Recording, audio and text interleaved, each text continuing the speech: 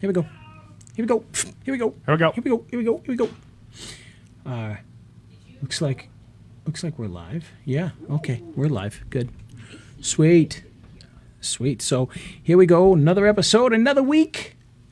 And today we're going to talk about creating a home studio. So. Ooh. Yeah. Are you ready, Steve? I think, yeah, let me share it to... Do that. Go share it. Share it to share now, public. All right. And then let me share it to Video Marketing Madness. Share to a page. Video Marketing Madness. All right. Okay. It's fun. Look, I have a chin now. Yeah. How much weight have you lost? About 45 pounds.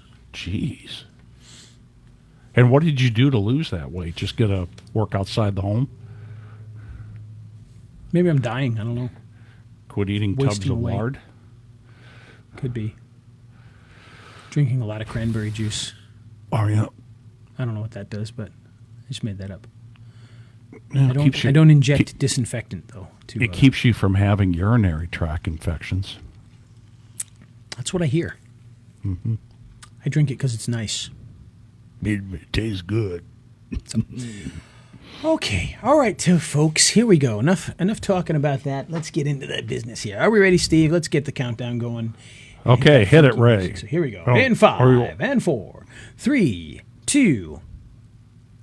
On today's episode of Video Marketing Madness, we're going to talk about how you can create your own studio at home. And today's episode is made possible by our good friends at Adobe. Adobe, the car that's made out of clay. For those of you who don't know what I'm talking about, that's a Saturday Night Live skit. Look it up. Adobe, the car made out of clay. But no, we're talking about Adobe as in Photoshop and After Effects and Premiere and all those other softwares in the Creative Suite that you can get for one low price. In fact, you can get over 20 programs for one low price each month, and that includes all of the mobile apps as well. So you get Photoshop, but you also get Photoshop for your iPad. You also get Premiere, but you get Premiere for your iPhone and your smartphone and your iPad, so you can actually edit on the go. All of that is included. You get Illustrator, you get Photoshop, you get After Effects, you get Acrobat, you get all these great tools, Spark, Bridge, you name it, it's all in there for one low price. And by the way, if you have a student in your home, you can get it at a ridiculously low price. In fact, you can get the entire suite for $19.99 if you have a student whose ID you can use. So if you need to, go out and kidnap one and bring it back to your house and force them to tell you what school they go to. And you could get it for $19.99 instead of the traditional price. So good idea. There you go. Yeah. So if you want to do that, I gotta ask. Does it have Plurk in it? Nope. No. Does not have Plurk in it. No Plurk. But it does have InDesign. So there you go. You can design your own publications. But you got to do it by heading on over to raiselinks.com, and that's Links, so we're not talking about a cat here. It's raiselinks.com/Adobe CS for Adobe Creative Suite. And you can get it all at the hugely discounted price right now and have all of those professional tools in your pocket ready to go. And so with that, Steve, let's hit that funky music right now. He's Ray the video guy, yeah, Ray the video guy. His skill is where it's at, even if he's a little fat. He's filled with video expertise and has so much knowledge that you need. His YouTube ninja tricks can make your marketing so sick. He's Ray the video guy, yeah, Ray the video guy. And if you're watching the Facebook Live, you make the best funny faces of anybody I know. I can't even compete with it, so I just sit there and watch. You can only see that if you're watching the Facebook Live, but it is the radio show. Or the YouTube. You can see it on the YouTube. Yeah, or the YouTube. Yeah, I stand corrected there.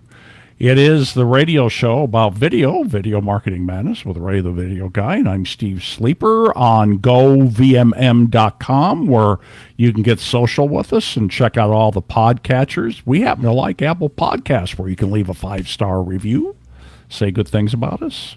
That's right. We could always use those 5-star reviews. We can always use comments on our Facebook. So if you see it there, be sure to leave a comment. If you watch it on YouTube, be sure to leave a comment there. Ask your questions. We'll be able to answer them for you if we feel like it.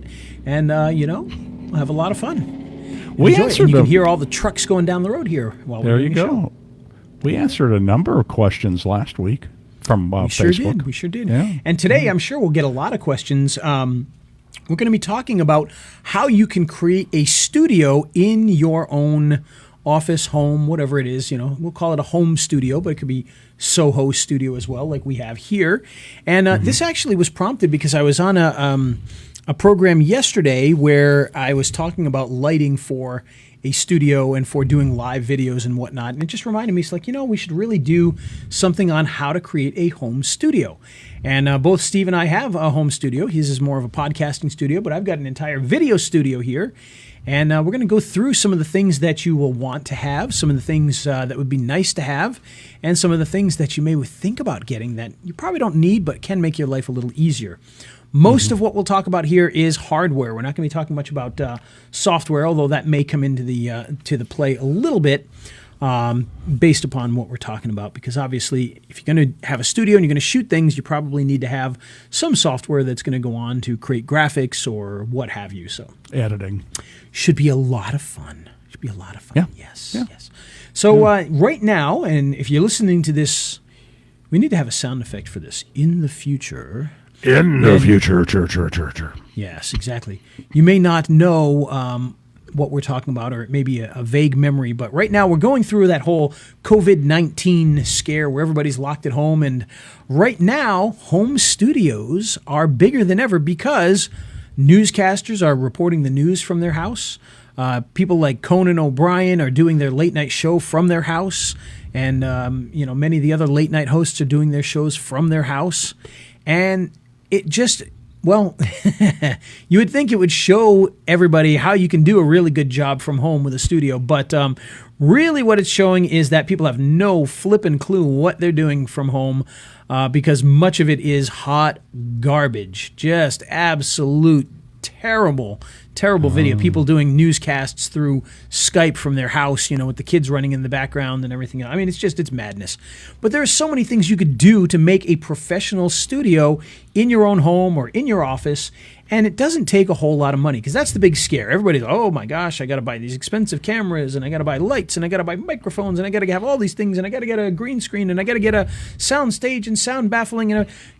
It's not really all that necessary to create a nice, easy home studio. And especially now that we've seen broadcast TV where people are videoing them, major shows are shooting from home, we've learned that having fancy cameras and fancy lighting does not make a TV show because they can still do the news from a home studio. Conan O'Brien can still do his show from his house, and all these other late night hosts. By the way, the reason I mentioned Conan O'Brien, he's the only one whose name I can ever remember. I get Jimmy Kimmel. Jimmy Kimmel's another one. I believe he's doing it from home. But let me ask a question. So, how do they have guests? Are they using? Because I'm not watching. Do Skype they have style virtual Zoom? guests for the most part, I believe. Yeah. Zoom. They're not Skype using type Zoom. things. Okay, all right. So that seems to be. I mean, I haven't honestly. I'll be completely honest. Other than commercials for them, I haven't really watched. So I probably should just to see more of what they're doing. But I've seen in the commercials what they're doing, and Conan O'Brien has some great little comedy commercials where it shows him, playing with his phone on a gimbal to try and figure out how to run it and things like that. To do these shows because some of these shows are being shot on smartphones. I mean, major network TV shows, news being shot on smartphones. Mm-hmm. That, to me, opens up the entire world for everybody who thinks it's hard to do this. Well, now, when you shoot your videos, what do you use? I use my smartphone most of the time. Oh. Right now, we're using a Canon C920 webcam.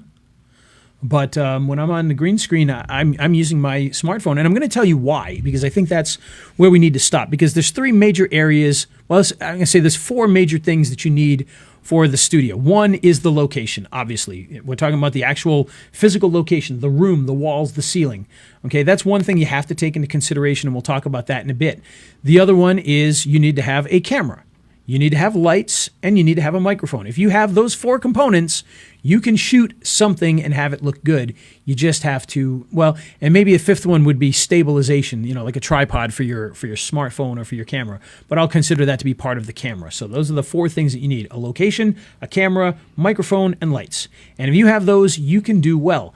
And by the way, maybe that light is the sun. So you could solve that by doing things outside. I know somebody, they used to shoot in their garage, and they would just open the garage door and so much light would pour in that they could do it with the sun. So, it doesn't have to be complex. Yeah. And the idea here is that we don't want it to be complex. We want this to be as easy as humanly possible for people to be able to do this. Now, what I have, and we'll talk about my studio a little bit just because, it's what I know, it's what I have. I've actually got 2 shooting areas or 2 studios inside this one office. Now, this wall behind me here on the other, well, I was going to say on the other side of this wall. It's technically not on the other side of this wall. It's on the other side of this wall, across the room and across the next wall. I used to be in a different office, and that office was one ginormous open space. And so we could do pretty much anything in there, but we wanted to have, we didn't use it. We didn't use most of the space. It was just empty. It was just a big empty room, and then I was tucked in the corner. It was kind of funny when you walked in and you'd see me just tucked in the corner and the rest of the room completely empty. So what we wanted to do was we wanted to have a place where we could have a couple of offices. So we moved over to this one here where I've got a pretty good sized room here. We got another office here where it's just an editing station. We got another main office back behind me, which is more like an office. There's another office in the back that we use for storage, and then there's a front room. And so we got quite a bit of space in here, but I've got 2 studios inside of this one room. So if you think you don't have the room to do it, you do. I've got 2 in here. I've got my green screen over across here where I've got the entire wall painted green. And then I've got this wall, which has this faux background here, the wooden background that I built. And, that's where I sit when I'm doing stuff in front of my camera. So if I'm doing stuff from my, doing screen captures and things like that and interviews, this is where I do it from, is from right here. And it's a pretty basic setup. So for this one here, I've got a Canon C920 webcam, which you can get for $70 nowadays, I think. So it's not an expensive camera. It's HD. It looks good. It does everything that you need for a webcam. It's a very, very good webcam. Don't be fooled. There are newer versions of this. There's the C922 and there's like a C930, 40, whatever. The C920 is still the one you probably want to get. It's got a good focal length. The other ones, they're much wider, and we don't really want a wide shot when we're doing this. So maybe you do. If you do, then maybe you go for that. But for me, I like to have something that's a little sharper, not going to get everything because I crop it in anyway. Okay, so we've got that camera here. I've got my computer screens. I got 2 of them, one on each side here that I can look at. And I've got my microphone that I use. And this, by the way, this is probably the most expensive part of the entire setup that I have is this microphone. This is an Electro Voice RE20 microphone. And this microphone actually is the one that if you ever watch TV shows where they show a radio station or just a show that's showing the inside of a radio station, this is most likely the microphone that they'll be using in a radio station. It's probably the most popular radio station microphone. Great for blogging and podcasting and voiceover work and things like that. And so that's why we got that one there. I still probably don't use it properly. It probably could and should sound a lot better than it does because I don't know much about audio. So I just plug it in and go. But, sounds good to me. Yeah, it doesn't sound too bad. Sounds pretty good. It certainly sounds better than the alternative. So with that, so we've got our microphone, we got our camera, we got the 2 screens that I'm looking at.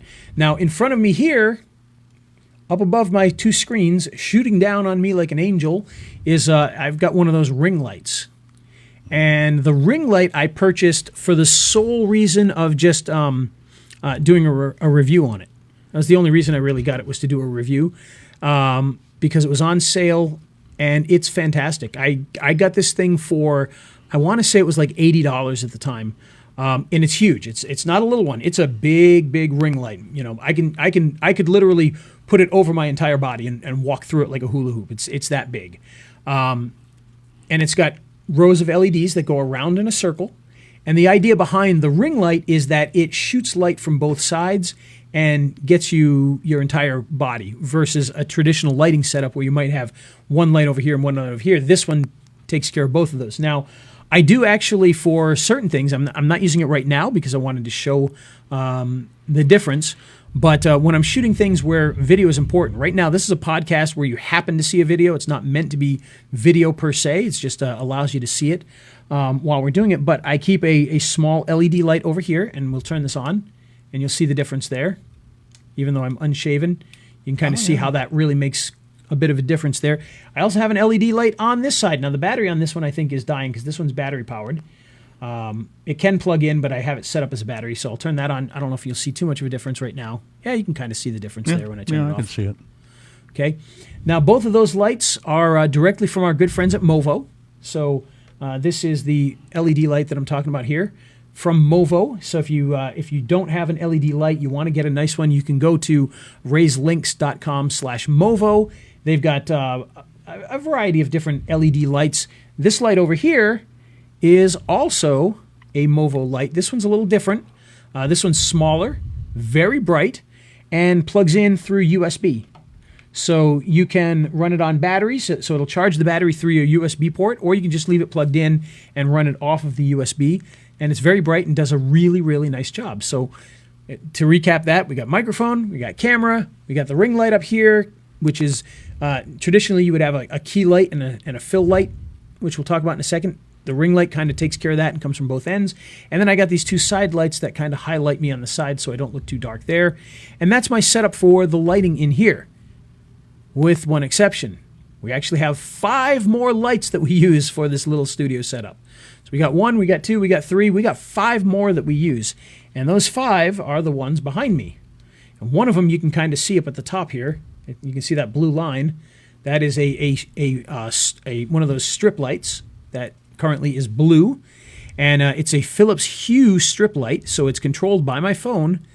And along with that, I have 4 other lights that go into the background. In fact, I'm going to change our view here for a second to show just me. So what we have is we've got this one here, and you'll see it right now it's set to red, okay?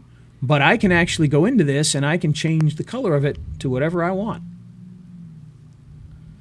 Okay, and so these are not studio lights. These are traditional Philips Hue lights that I picked up at Best Buy for, I don't know, maybe, I think they were like $40 a piece or something like that.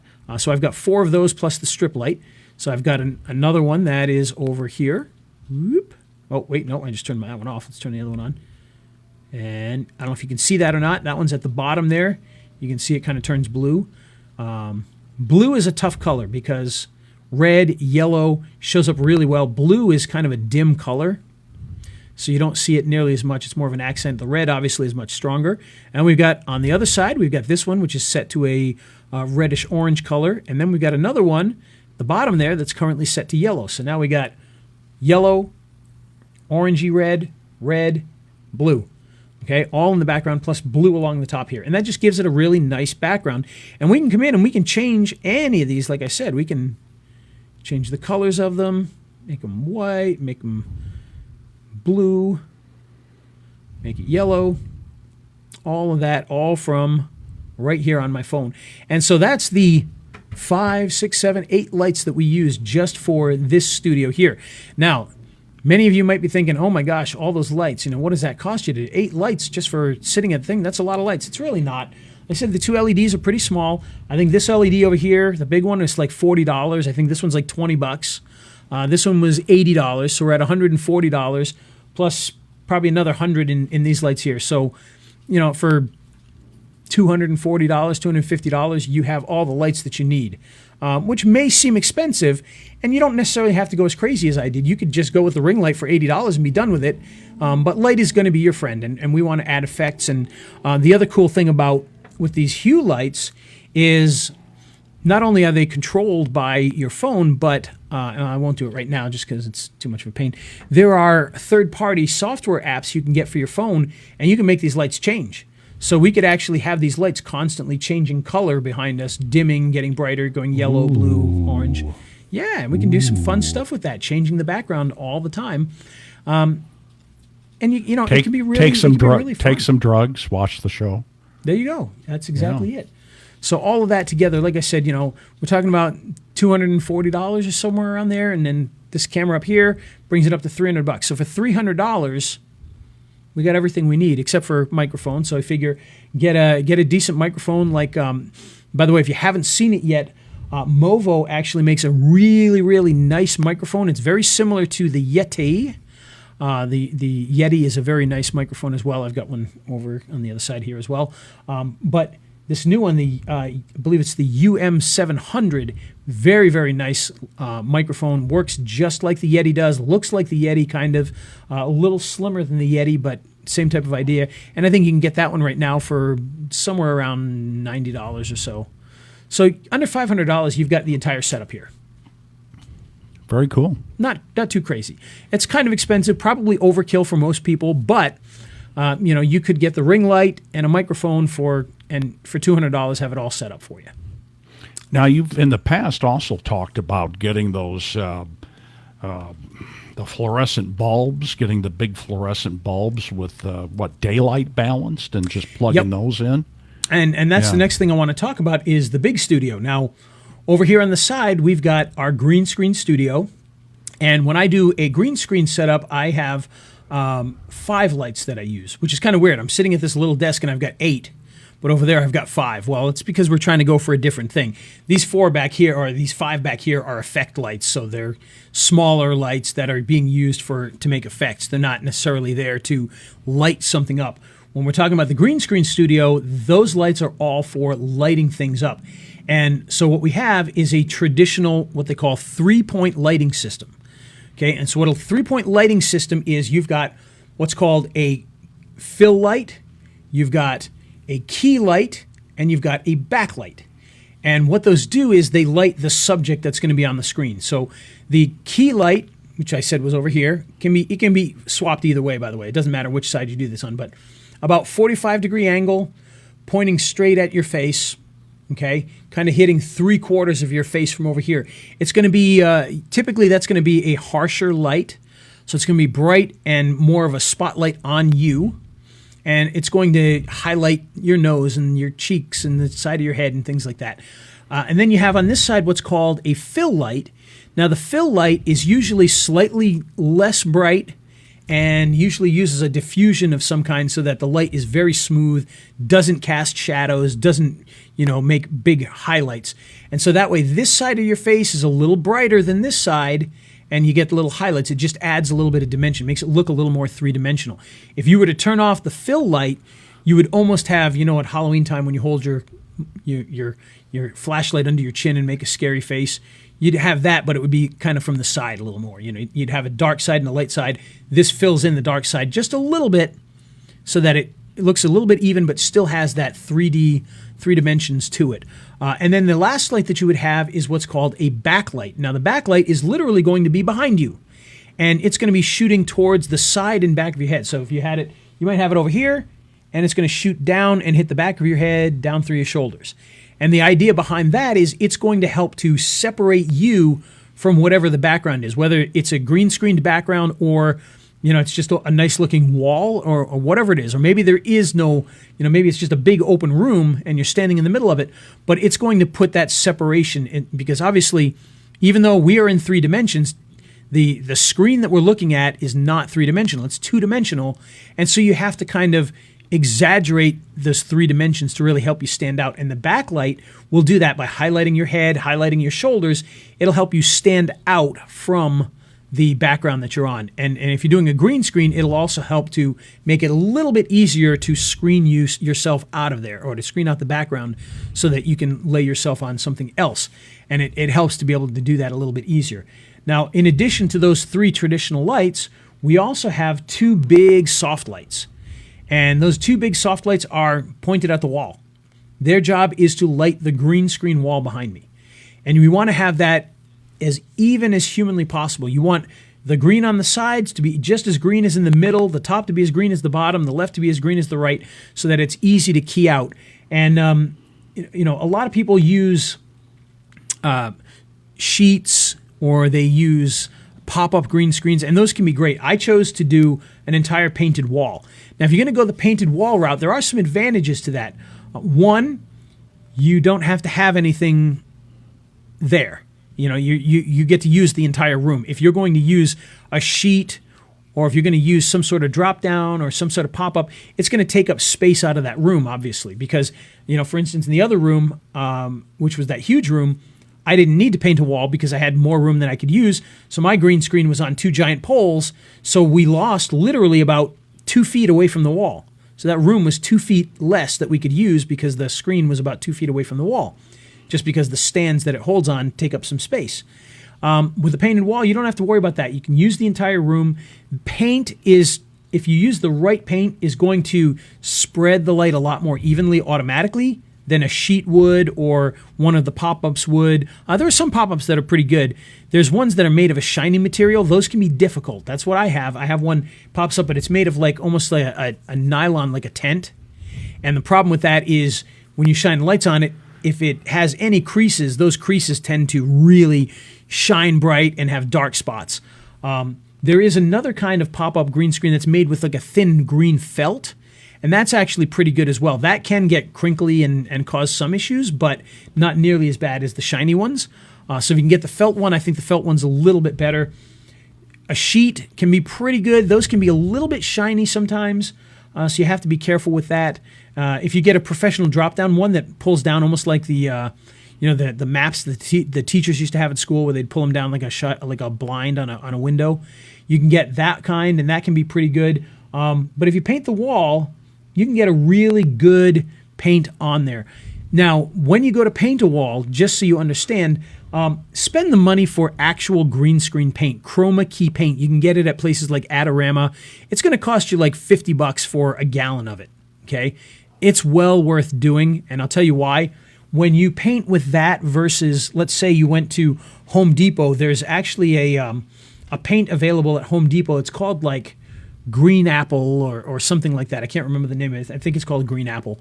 And it's actually very, very close in color to actual chroma key. And a lot of people use that.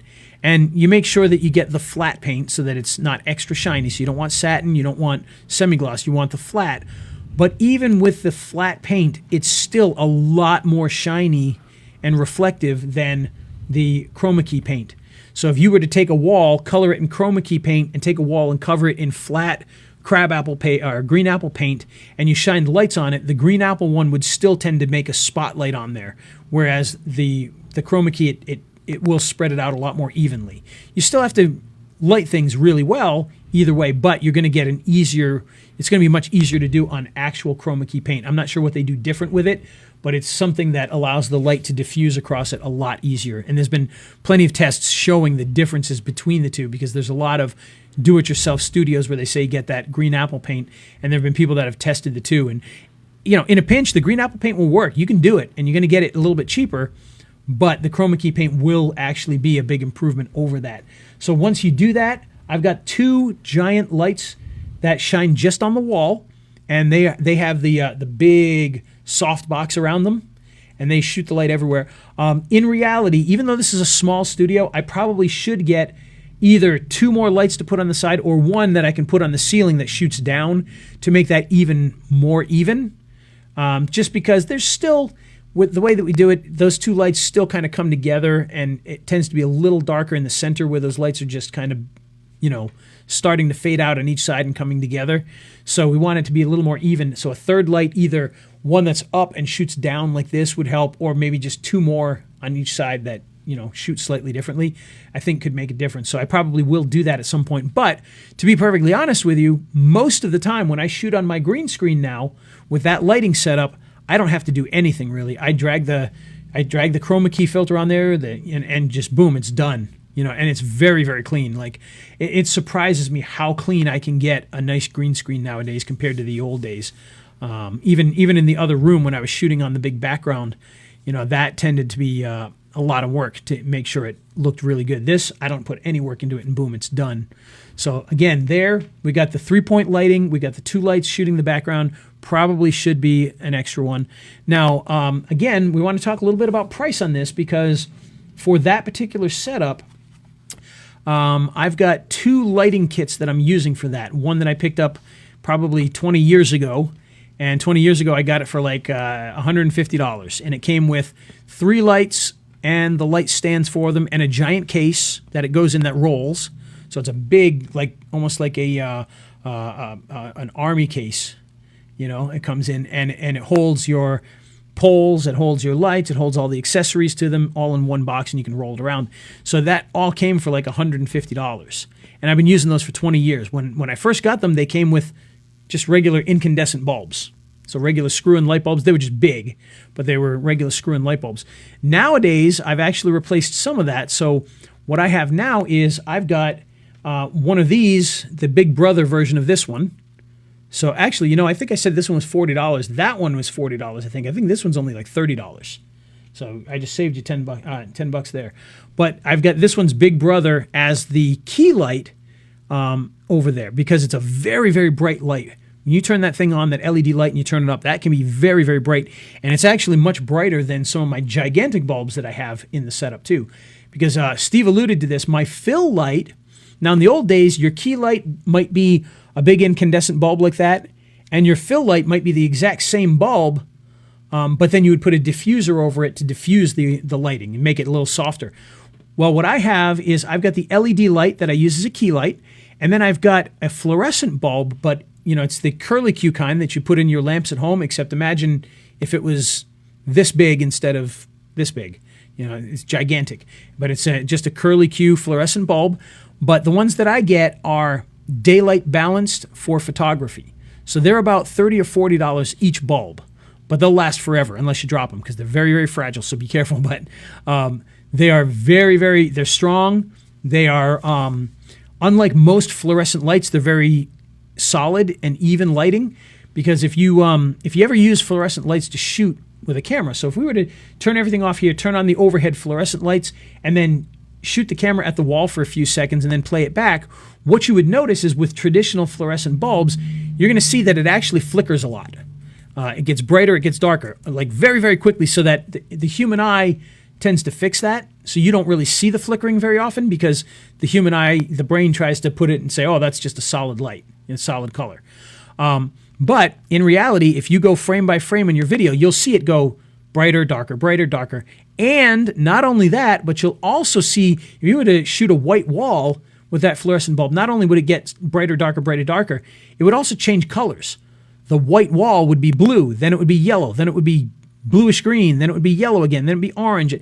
So it actually changes color as it cycles through that fluorescence in there. You don't see it normally because it happens so quickly, but when it's put on video, I'm not sure, you know, what the brain, when you look at that wall, the brain tends to put that together and see it as just a white wall. But when you put it on video and you watch it back, you can kind of see that color change. And if you go frame by frame, you can really see it.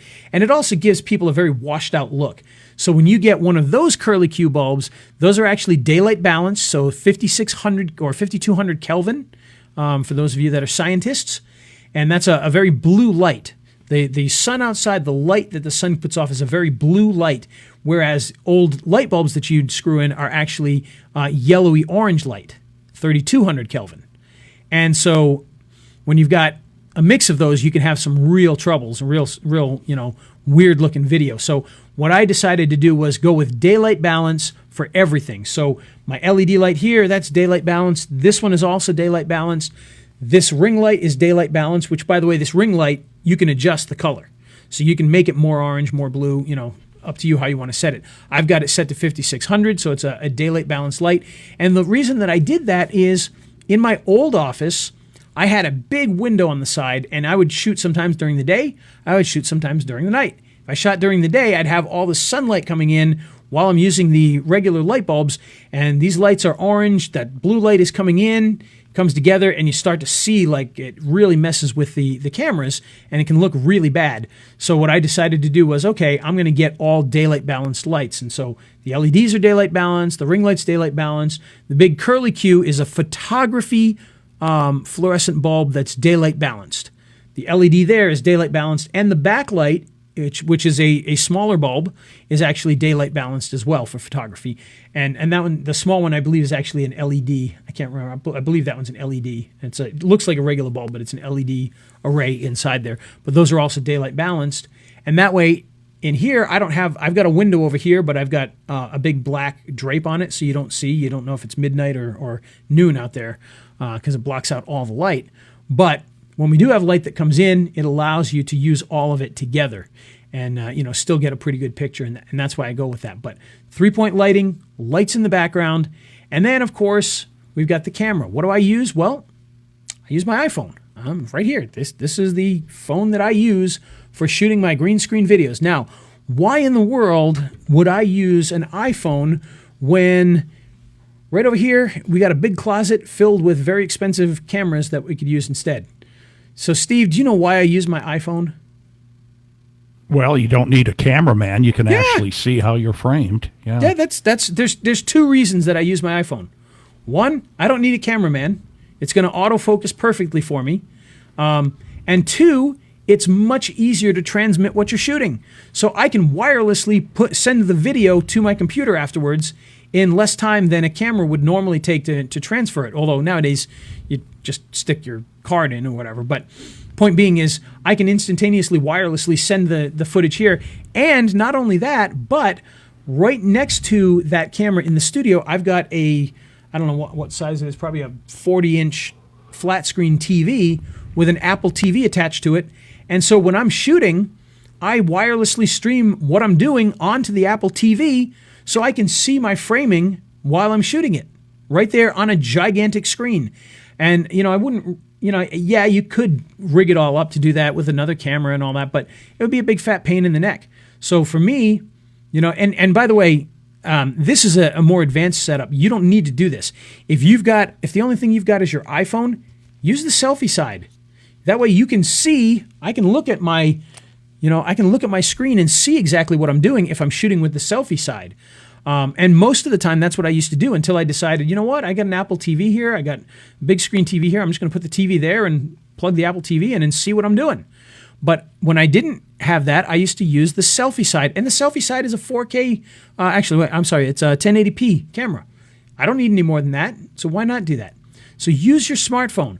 It's going to be easier. Yes, you can use, a GoPro. Yes, you could use a big fancy camera. Yes, you could go to Best Buy and buy a decent camera, but you're going to have a very difficult time knowing when you're standing 5 feet away from that camera, is it really in focus? It kind of looks like it's in focus, but you're looking at it on a little tiny screen that's now 3 or 4 feet away on top of being tiny. You're not going to be able to tell. And there have been many times where I've shot stuff because, some of my nice cameras have a flip out screen. You can flip it around so you can see it from the front. And you look at it and you're like, oh yeah, everything looks okay. And you get it back and come to find out it's completely out of focus. And I've done that. With an iPhone, I don't have to worry about any of that. It's going to automatically focus. It's going to automatically white balance it. And then I can lock it in so that it doesn't change. So, traditionally with an autofocus and an auto white balancing and auto iris and all that, if you're talking and you wave your hands around, well, it's going to change the lighting and all of a sudden you're going to see it dim down and brighten back up. It's not going to do that if you lock it in. And so you can take beautiful pictures just with your smartphone.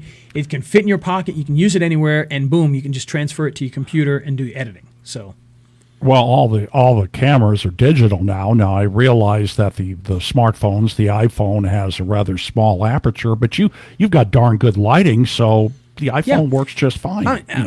Honestly, and this is what I told people in the class yesterday that we were talking about studios. You can talk about how this lens is really small.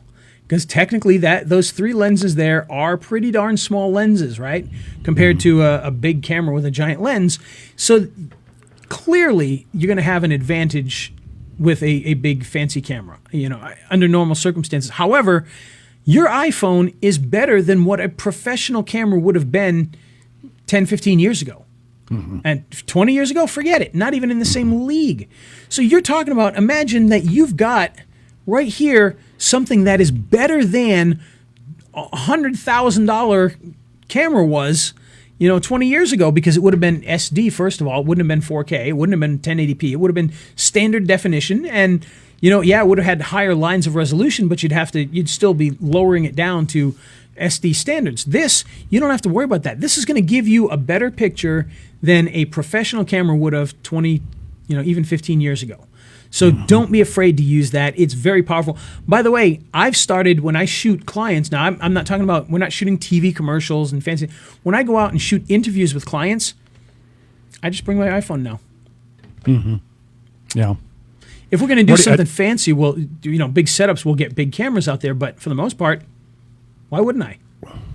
Now, let me ask you. Okay, so you're shooting interviews with them. You're using a lavalier with an adapter that you plug in. You only need the one. No, what are you using then? Okay, I'm using a lavalier, but I don't need an adapter for it. There's no. Oh, that's right. It's an iPhone. Okay, so you're using a lavalier. Do you only take one mic and then put in? It depends on what I'm doing. So okay. I've got a variety. And by the way. Once again, Movo is the masterminds behind all these microphones because every single mic that I'm talking about, with the exception of this radio mic that we talked about here, they're all Movo microphones. So again, raiselinks.com/Movo. Check them out. I use the LV1 lavalier microphone. That one actually plugs directly into a smartphone or a camera. It'll plug into either one. So you don't need two different microphones. A lot of people don't realize this, but your smartphone... And nowadays, obviously, the smartphones, most of them don't even have headphone jacks anymore. You have to use the built-in adapters for that. But we're just going to say they have what looks like a headphone jack, but it's actually a little bit different. Smartphones don't use, well, you can use a traditional headphone jack in a smartphone, but when you've got most of your smartphone headphones, they're actually a little bit different. They've got 3 rings on the little post that plugs into the headphone jack. And the reason for that is because you've got sound, you've got audio, and you've got control. So you can control by pressing the button on the wire, or you can talk into the microphone, or you can listen. And so it's a little bit different, even though they plug in the same. And so what these guys have built is they've built a microphone that has the 3-prong or the 3-ring prong on that 1/8-inch jack. And so when you plug that into the phone, you now have the ability to use a microphone. If you were to go and buy an Audio-Technica microphone, okay, a traditional microphone that has the 1/8-inch headphone style jack, and you plugged that into your smartphone, it's not going to work because those rings are not meant for that purpose. You need the 3-ring TRRS connection. Now you can buy adapters to use with it, but who wants to carry around 800 adapters? What you need, you pick this up, it'll allow you to do that, but it'll also plug into traditional cameras and work as well. So the microphone will work on phones and it will work on cameras, all for $20. So there's no excuse for having bad audio when you can get one of these for $20. Very, very easy. That's the LV1. In fact, we even have special packages for that where you can get the microphone and you can get a bunch of bonuses by going to pocketvideopro.com/LV1. That's going to give you that microphone for $20, plus you're going to get a whole bunch of extras that you can use for your production. So it's a nice little deal there. Now, we also use a wireless lavalier microphone. And in fact, right now, funny story, the LV1, I've been using the LV1, the one that plugs into the phone or the camera, for probably 5 years now at least. And I buy them all the time, and I give them away to people because they're only $20. So if I get a new client, a dentist or whatever, I'll be like, hey, if you want to record your own stuff, here, use this microphone. And I give them the microphone. Well, I was down to only my last one, and I need to order some new ones. I gave a bunch of them away. I had one left, and my business partner, Adam, and I, we were in Alabama shooting in front of a house, and he was on camera and everything, and he accidentally stepped on the wire for the LV1 and kicked it at the same time and snapped it in half somehow. Because, lavalier microphones have very, very thin wires. And he actually snapped it right in half, the wire on it. So I have it in the bag over there. I can probably fix it with some electrical tape. I got to check it out and see. But I've been using a wireless system now because of that. It's another one from Movo. In fact, I've got 3 different wireless systems from Movo here. I've got the WMic 80, which is a big one, a big VHF powered wireless microphone, which is fantastic, huge, beefy, really good stuff. And then I got their newest one, which I can't remember the name of it. It's a brand new, very small. The transmitters and receivers are about this big, and they actually work on instead of AM and FM, they work on the wireless telephone standards. And so you can go long distances with very clear sound. And I did some tests on that to prove that, you can do that. Very, very good stuff. And I've been using that one. It just takes AA batteries, so you don't have to worry about, 9 volts and all that kind of stuff. So it's very cool. And I use that now most of the time. So I've got, the receiver up on a mount here, and I've got the other one that I put in my pocket, and I put the lavalier on, and then I can record my videos that way. And my phone is attached to a tripod. My tripod, by the way, is about 30 years old. So it's older than probably half the people listening to this right now. It's a Manfrotto Bojan tripod. It was a nice one at the time. It's very old now. You can't even buy parts for it anymore. But I've had it for 30 years, and it's held up, so I still use it. Why replace what's not needed? It's heavy, though. That's the only problem. The newer ones are really, really lightweight. This one's kind of heavy. So... Steve, you had something you wanted to say there? Yeah, well, I was just yelling at my girls to quit yelling outside my door. That's but I do have a couple questions here that are on our Facebook page. Oh, cool. I guess one's a statement, one's a question. Ray, what is the camera model? So I'm assuming that Dwayne is asking you to repeat what webcam you're using. Yeah. Yeah, the webcam, this one here is a Logitech C920. Mm-hmm. And again, there's a 922, which is also a very nice camera, but it's a little wider, so I don't like to use that one. And I've actually got two of them. I've got one here. I've also got one right here that shoots down, so theoretically I can switch between cameras. And sometimes when I do my live videos, I'll actually start talking to this camera and then switch to this one like a newscaster, just because, why not? It's fun. Makes it look, like a bigger deal than it really is.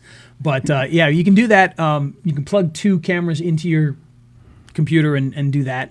And that's a little bit of fun as well. Back into the studio. So we got the tripod there. And then what I have on top of the tripod is, it's called the, oh boy. See, now I got to remember the name of this. It's like the LG1, I think is what it's called. But what it is it's a tripod mount. And it allows you to put your phone on it, so you can attach your phone to your tripod. And it's actually a very good one because you can actually, it's got a cold shoe on the top, so you can actually screw your wireless system in there. Or you could screw this light here, actually will screw onto the top of that. This one here has a traditional shoe mount on the back. So this can mount to the top of a video camera or, whatever you're using for shooting. So you can actually put that right on top of there, which is a really good thing and can be very helpful when you want to attach different things to that. By the way, in case you haven't guessed, I'm trying to stall a little bit because I'm looking up the name of that tripod. That tripod. The old tripod or the new tripod? The mount that attaches your phone to the tripod. Did you get that from the PR1? PR1 okay. From Movo. So PR1. That's right. And right now it looks like they've gone down in price because I know they have a PR2. And the PR2 is actually a lot different. The PR2 is actually mounts two separate things in there, whereas the PR1 just mounts your camera on there, and then you can mount a light or the microphone or whatever. And what's really cool is, like with this here, you'll notice that at the top it's got another shoe here. Okay, so what you can actually do with the PR1, which has the mount on the top, is you could take this light, you could mount this light to the top of the PR1, but then because you got another shoe on top of the PR1, you could attach another light and then another light, and you could actually make a big tall one and even go sideways because it's got them on the side too, so you can make a big grid out of it. Or you can put your microphone on top of the light, which is on top of the camera mount, which holds the camera. So you can really build a nice rig with this. But if you want to see it, at Movo, go to raiselinks.com/Movo and then just search PR1 or search smartphone tripod mount, something like that, and you'll be able to find it. And then if you want a package of that, we have another package of that too at Pocket Video Pro /PR1, and that's where you'll get that, and you'll get all of our goodies as well. So you can check those out at either of those places and see that. But yeah, that's what I use there to do my studio, to set it up. That's all? You don't have that's all. So again, now let's recap this a little bit because we did this with the studio here, but over here we've got 2 lights that are shooting into the back that have the soft light on them, the big soft box. Those I picked up at Christmas time on sale, $100. For the $100, I got the 2 lights, the 2 stands, the 2 soft boxes, and a case that it comes in, all for $100 on sale. Normally, I think it would probably be $150 to $200, but I got it for $100. I've got the LED light, which cost me, I think it was like $40. Okay. The curly Q bulb is $40. The bulb in the other one is probably $10. And then the kit that the LED is on and that those lights are in is one that I bought years ago for $150. So, less than $300 for that setup. And that includes with the PR1. The PR1 is $25, so you got that in the mix there too, and a tripod. And by the way, here's something to note when you're doing this. When it comes to tripods, you don't need to have a big fancy Bojan Manfrotto tripod from 30 years ago. You can go to Best Buy and buy a cheap tripod for $30. In fact, they have them even cheaper, but I'd go for the slightly sturdier one. If, and this is an if it's going to be sitting in that studio and not moving around much. Because I can tell you this, if you buy one of those Best Buy ones for $25, $30, and you start taking it with you in and out of your car and bring it to places, you're going to break it, it's going to fall apart, you're going to have to get another one. If it's just sitting in the room with a camera on it and you just pop the phone on there and take it off, and it's always just pointing at that wall and you don't really do anything with it, it's going to last forever and you'll only spend $25, $30, $40. So you can, again, you can build that whole studio for $40. The microphone is $20 if you get the wired lavalier microphone. And if you buy a wireless one, now you're talking $100. So again, that setup over there, even with the green screen paint, is probably cheaper than what I've got going on here. And that gives you everything that you need to get started. You can paint your wall for $50. You get the 2 lights on the wall for $100. You're at $150. You get the LED light for, now you're up to $190. We'll say $200. The entire setup with the stands and everything else was another $100. So $300 plus the microphones. So you're at $350, $400 entire setup, start to finish. Now that doesn't include your phone, which is $1,100 or whatever, but of course you probably already have that phone, so it's not really an expense specifically for that. But you can do it very inexpensively. So there you go. My studio talk for the day. Whew. Very good. And let's see. Maria says, very good information. Thank you. Thank you, Maria. We appreciate that. Yeah. So yeah, good stuff on how to good stuff on how to set up a studio. So like I said, just for the most part. By the way, I should mention too, one honorable mention. My C920 is not on my computer. My computer's over here and over here. It's actually attached to a really, really nice mini tripod that Movo makes that I absolutely love. And I'll tell you why I love this particular microphone. This tripod is it's got a long bar in the middle. There we go. It's got a long bar in the middle, and at the bottom, it's got 3 legs that just jut out like this. And they can tripod high or they can tripod low.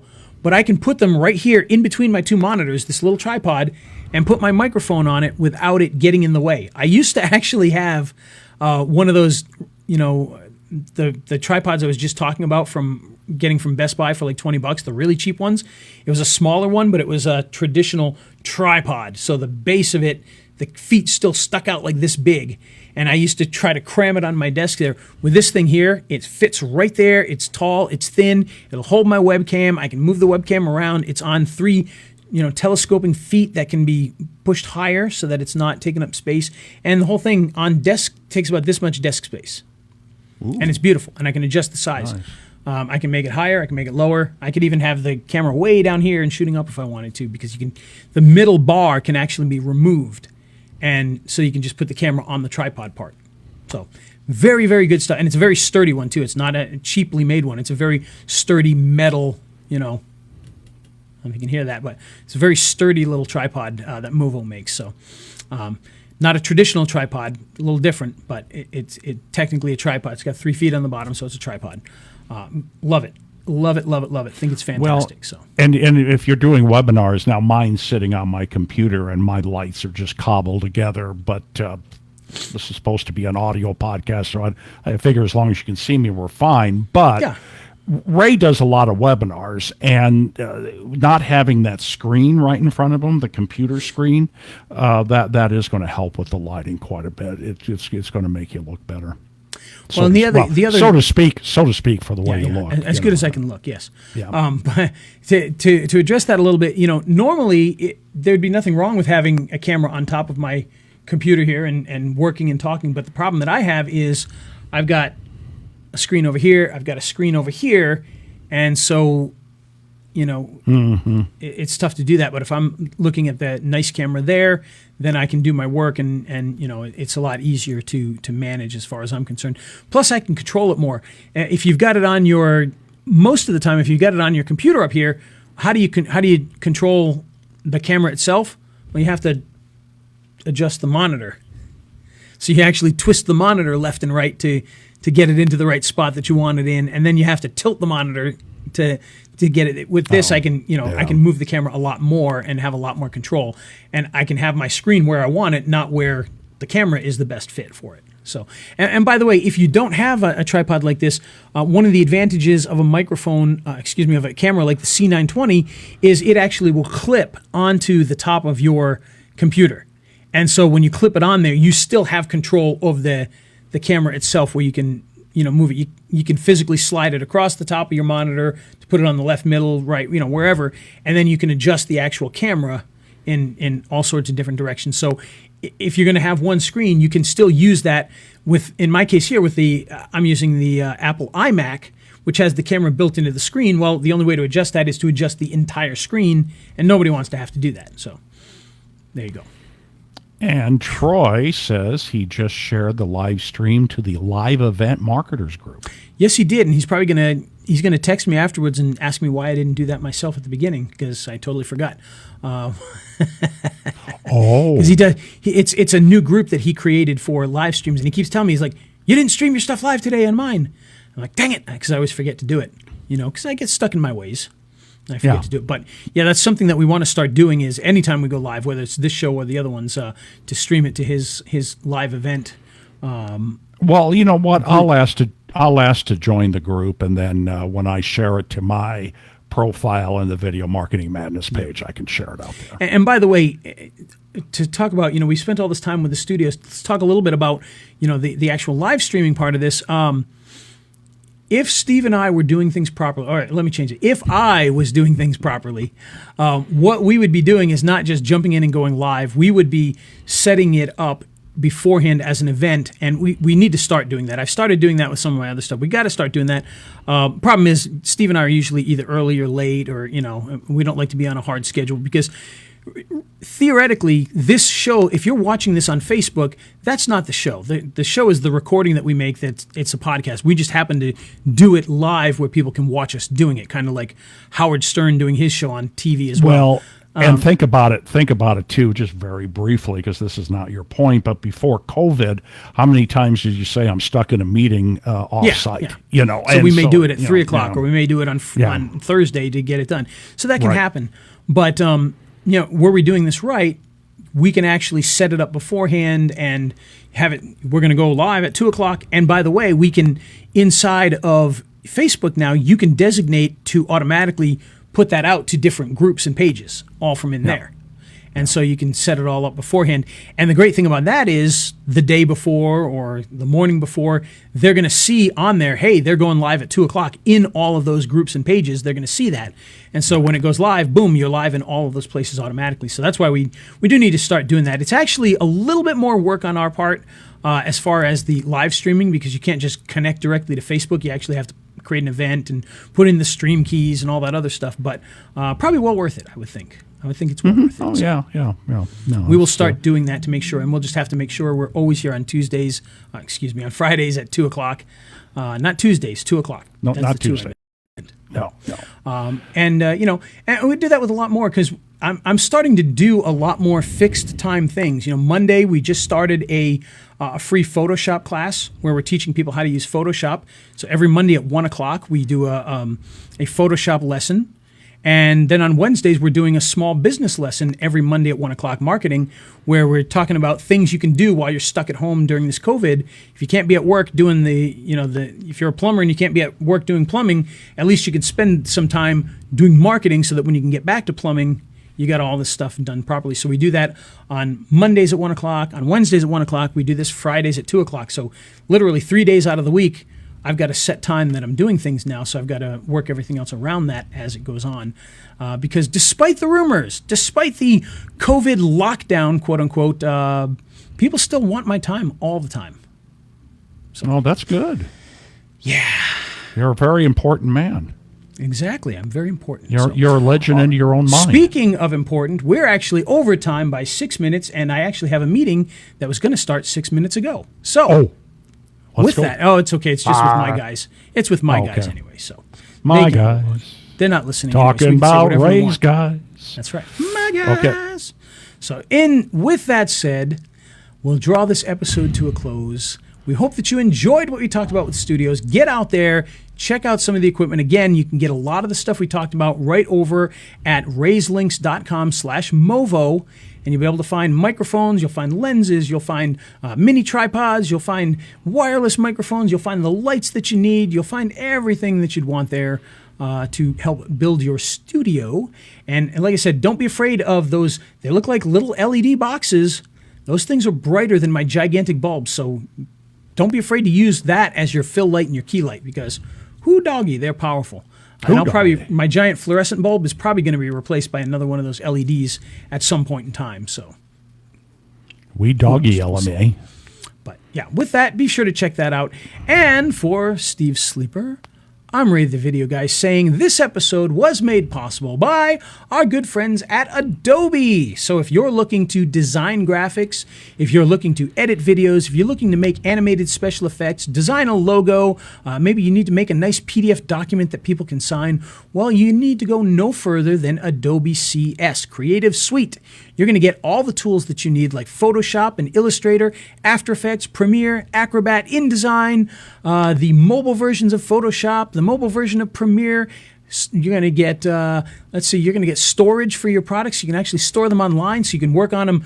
You know, you could be at the park with your iPad working on a Photoshop document, save it to that cloud, go back home, jump on your computer, open that file up, and continue where you left off on your laptop, and then go to work the next day and finish it off again on your desktop, all from one Creative Suite that you can get for as little as $19.99 a month if you have a student. Again, you need to have a student to get that discount, but how many of you don't have a student in the home?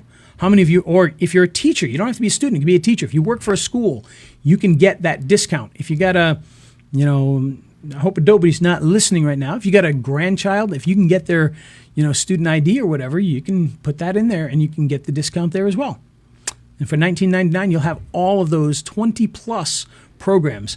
And by the way, take a look at some of these other things that are out there. There are a lot of products out there that go, hey, we're as good as Photoshop, and we're only $40 a month. Well, why would you pay that when you could pay $20 and get all of the Adobe products and get the real deal? Think about it. Think about it hard. Adobe CS, you can get it. You can learn more. You can see it. Yeah. Head on over to raiselinks.com/Adobe CS. And with that, we're going to hit that funky music and get ourselves out of here until next week. He's Ray the Video Guy, yeah, Ray the Video Guy. His skill is where it's at, even if he's a little fat. He's filled with video expertise and has so much knowledge that you need. His YouTube ninja tricks can make your marketing so sick. He's Ray the Video Guy, yeah, Ray the Video Guy.